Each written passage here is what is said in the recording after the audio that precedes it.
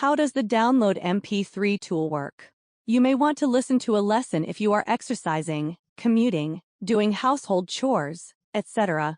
The Download MP3 tool is located on the lower toolbar of WebReader. It is accessed by clicking on the hamburger, which has the 3 horizontal lines to the left of the Listen button. Locate the file you want to download as an MP3, then click the Download MP3 tool button. You now see a text box with an agreement, which basically states that the download is yours alone to use.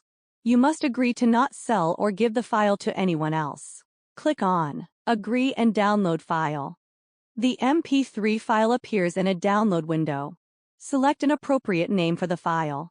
Remember that when files are moved to an MP3 player, they may change order, so name the file according to the content and order in which you wish to listen. Click Save. Now that the file has been saved, you are ready to move the file to your MP3 device. There is no one-size-fits-all process for moving files to MP3 devices. Now that you know how to download the MP3 file, practice this technique a few times.